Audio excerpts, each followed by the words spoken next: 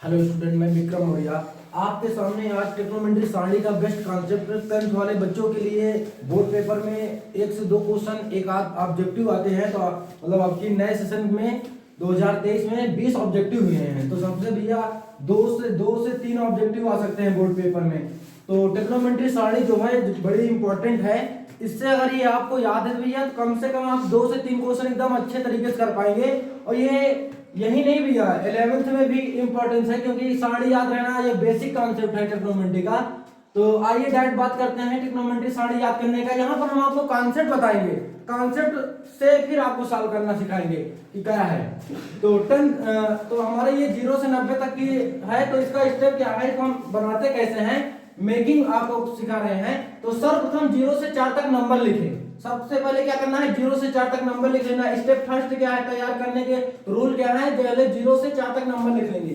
0 1 2 3 4, ये first step करना है। स्टेप सेकंड क्या है, स्टेप सेकंड क्या है, सभी को मतलब प्रत्येक पद को, प्रत्येक टर्म को या प्रत्येक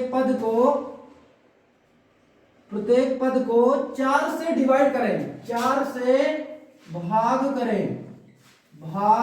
4 से इनको क्या करना है, भाग करें। मतलब 0/4 1/4 2/4 3/4 4/4। स्टेप सेकंड करना है। फर्स्ट स्टेप में फिर से रिवाइज कर दूं। फर्स्ट स्टेप में पहले हम 0 से 4 तक नंबर लिख लेंगे, 0 1 2 3 4।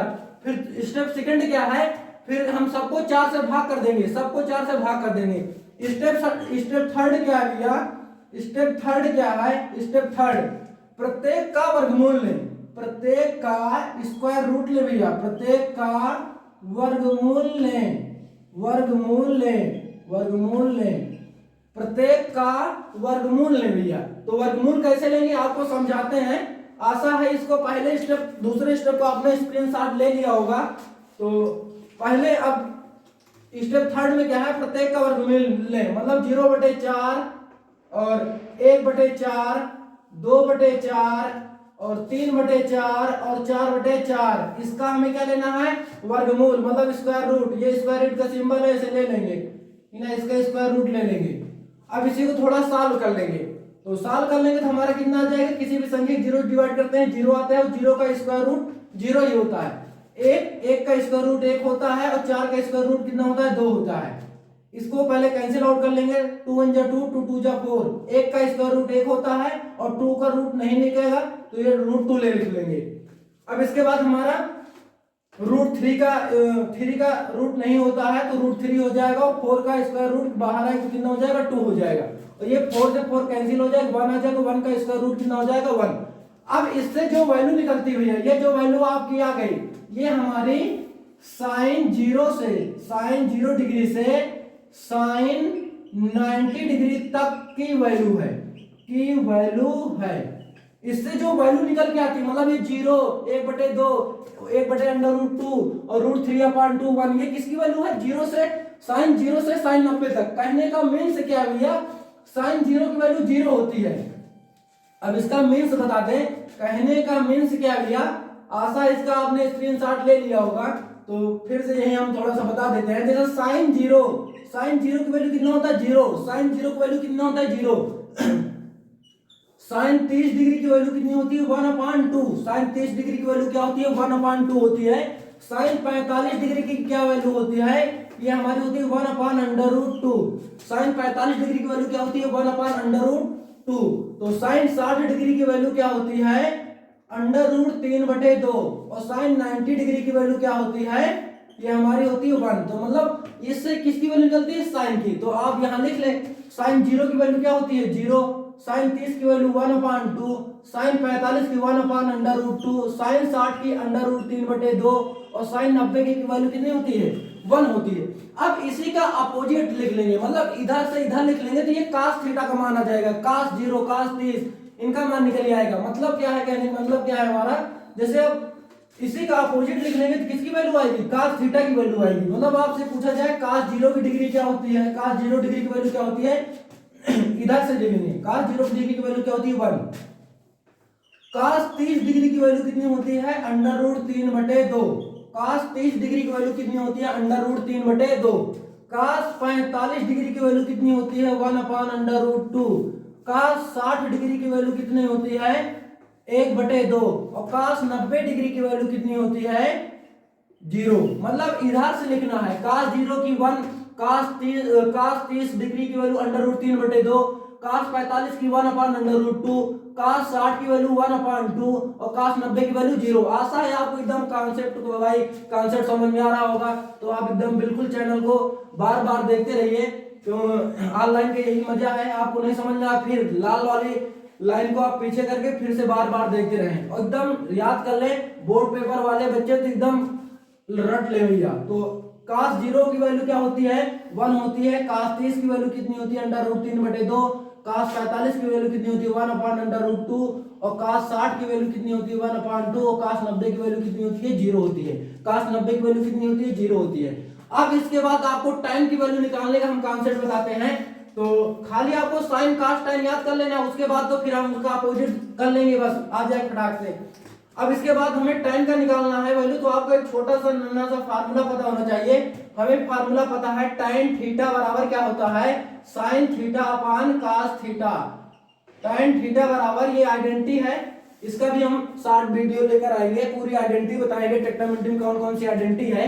तो tan थीटा बराबर sin थीटा बटे cos थीटा, tan थीटा बराबर sin थीटा बटे cos थीटा। अब मान लो आपको tan 0 डिग्री की वैल्यू चाहिए, ये हो जाएगा sin 0 डिग्री बटे cos 0 डिग्री। अब आपको पता है कि sin 0 डिग्री की वैल्यू कितना होती है 0 और cos 0 की वैल्यू कितनी होती है 1 होती है। किसी एक से 0 डिवाइड करेंगे 0 आ जाए, मतलब tan 0 वैल्यू कितनी होती है 0 होती है। अब अगर हमें tan 30 अंश की वैल्यू लाना है तो यहाँ 30 रख देंगे 30। tan 30 इज इक्वल sin 30 बटे cos 30। tan 30 बराबर क्या हो जाएगा sin 30 बटे cos 30। अब tan 30 की वैल्यू क्या होती है यहां से भी हमने आपको निकाल के दिखाया। sin 30 की वैल्यू कितनी होती है 1/2 और cos 30 की वैल्यू कितनी होती है अंडर रूट 3/2 2 ने 2 को कैंसिल कर दिया तो यह आ जाएगा 1/√3। मतलब cos tan 30 की वैल्यू कितनी होती है 1/√3। अब इसके बाद हम tan 45 डिग्री की वैल्यू की बात करते हैं। तो tan 45 डिग्री बराबर क्या हो जाएगा यही फार्मूला sin 45 डिग्री बटे cos 45 डिग्री। sin 45 डिग्री की वैल्यू कितनी होती है 1/√2 और cos 45 डिग्री की वैल्यू कितनी होती है 1/√2। ये इससे पूरा कैंसिल हो जाएगा तो मतलब क्या आ जाएगा 1 आ जाएगा, तो यहाँ लिख लेंगे 1 लिख लेंगे। अब इसके बाद tan 60 डिग्री की वैल्यू निकालेंगे तो tan 60 यही फार्मूला फिर यूज करेंगे। tan 60 इज इक्वल sin 60 बटे cos 60। tan 60 is equal sin 60 बटे cos 60 और sin 60 की वैल्यू कितनी है sin 60 की वैल्यू कितनी है √3/2 और cos 60 की वैल्यू कितनी है 1/2। तो ये इससे कैंसिल हो जाएगा, मतलब कितना आ जाएगा √3। तो tan 60 डिग्री की वैल्यू कितनी है √3। अब इसके बाद tan 90 डिग्री निकालेंगे वैल्यू। tan 90 डिग्री की वैल्यू निकालेंगे तो tan 90 डिग्री बराबर क्या हो जाएगा sin 90 डिग्री बटे cos 90 डिग्री। sin 90 डिग्री बटे cos 90 डिग्री और sin 90 डिग्री की वैल्यू कितनी होती है 1 और cos 90 डिग्री की वैल्यू होती है 0। किसी भी संख्या 0 डिवाइड करते हैं इनफाइनाइट आता है, नॉट डिफाइंड मतलब इनफाइनाइट, इसे इनफाइनाइट कहते हैं या अपरिभाषित व्यंजन कहते हैं। तो इसकी वैल्यू कितनी आ जाएगी इनफाइनाइट। अब इसके बाद अभी हमने आपको कॉन्सेप्ट बता दिया sin cos tan कैसे निकालते हैं। अब इसके बाद आपको खाली याद ये रखना है कि किसका कौन अपोजिट है, किसका कौन अपोजिट है, खाली ये कॉन्सेप्ट आपको क्लियर होना चाहिए, तुरंत याद हो जाएगा। तो थोड़ा सा आपको बताते हैं, थोड़ा सा पहले बता देते हैं कौन किसका अपोजिट है। तो sin थीटा का अपोजिट क्या होता है, अपोजिट मतलब उल्टा भैया। sin थीटा का अपोजिट क्या होता है cosec थीटा। sin थीटा का अपोजिट क्या होता है cosec थीटा। इट मींस क्या है sin theta is equal 1/cosec theta. यहीं से एक प्रूफ बेस का फार्मूला भी बन के आ जाएगा, इसको यहाँ ट्रांसफर कर दे तो sin theta into cosec theta बराबर कितना हो जाएगा 1 हो जाएगा। अब यहाँ हम आपको बता देते हैं ये हमारा क्या है, देखो sin थीटा का अपोजिट क्या होता है cosec, तो खाली इसी लाइन का पूरा अपोजिट लिख दे बस। तो जीरो का अपोजिट कितना होता है इनफाइनाइट, रट लेंगे भैया। जीरो का अपोजिट क्या होता है, मतलब 1/0 लिखा रहा है तो इसका मतलब क्या है इनफाइनाइट। तो जीरो का अपोजिट क्या हो जाएगा, इनफाइनाइट या अपरिभाषित, बुक में लिखा रहता है अपरिभाषित, तो इसी का मतलब इनफाइनाइट है। अब 1/2 का अपोजिट करेंगे तो 2, 1/√2 का अपोजिट करेंगे तो √2, और tan साइन 60 की वैल्यू होती है √3/2, इसका अपोजिट करेंगे 2/√3, और 1 का अपोजिट करेंगे 1 होगा। अब इसके बाद हम आ जाते हैं, अब साइन का अपोजिट क्या होता है, कासेक होता है। अब कास का अपोजिट क्या होता है, कास थीटा का अपोजिट, कास थीटा का अपोजिट क्या होता है, कास थीटा का अपोजिट क्या होता है, सेक थीटा। रटे रहना भैया, जब तक बोर्ड पेपर देने लगे इसको भूले ही नहीं, क्योंकि ये बहुत ही इंपॉर्टेंट बेसिक कॉन्सेप्ट है ट्रिग्नोमेट्री के। तो कास थीटा का अपोजिट क्या होता है, सेक थीटा। कास थीटा का अपोजिट क्या होता है, सेक थीटा। मतलब क्या है भैया, cos theta is equal 1/sec theta. यहीं से अगर इसका ट्रांसफर कर देते ये प्रूफ बेस में फार्मूला भी बन जाता है, cos theta into sec theta is equal 1। मतलब यहाँ सेम एंगल हो और अपोजिट का मल्टीप्लाई कितना होता है, 1 होता है। अब यहाँ पर हमने बता दिया कि ये इसका अपोजिट है, तो अब इसी का अपोजिट ये sec 0 की डिग्री वैल्यू 1 का अपोजिट 1 ही होगा, और 30 डिग्री वैल्यू 2/√3 हो जाएगा, और 45 डिग्री की वैल्यू √2 हो जाएगा। √2/1 होगा, तो 1 लिखने की जरूरत नहीं है, टेंशन नहीं लेना है। और cos 60 डिग्री वैल्यू 1/2, इसका अपोजिट हो जाएगा 2 हो जाएगा, और 0 का अपोजिट क्या हो जाएगा, इनफाइनाइट। अब काट, अब इसी का टाइम के यहीं से खाली छाप दें, इसका कोई ठीक ना, खाली याद रखना है tan थीटा का अपोजिट, tan थीटा का अपोजिट, tan थीटा का अपोजिट क्या होता है, tan थीटा का अपोजिट cot थीटा होता है। tan थीटा का अपोजिट क्या होता है, अपोजिट मतलब उल्टा, बार बार बता रहे हैं, तो 0 को उल्टा क्या हो जाएगा, इनफाइनाइट। 1/√3 का अपोजिट क्या हो जाएगा, √3, और हमारा 1 का अपोजिट 1 ही होगा, √3 का अपोजिट इसके अपन 1 होता है, तो मतलब 1/√3 हो जाएगा, और इनफाइनाइट का उल्टा क्या हो जाएगा, 0 हो जाएगा। तो आशा है आपको टेक्नोमेट्री मतलब सारणी याद करने का बेस्ट कॉन्सेप्ट हमारा समझ में आया होगा। अगर हमारा कॉन्सेप्ट समझ में आ रहा तो आप हमारे चैनल को लाइक कीजिए, शेयर कीजिए अपने फ्रेंडों के साथ, और बेल आइकन प्रेस कर लीजिए, जिससे हमारे सभी वीडियो आपके सामने एकदम बिल्कुल टॉपिक वाइज मिलते रहें। जय हिंद।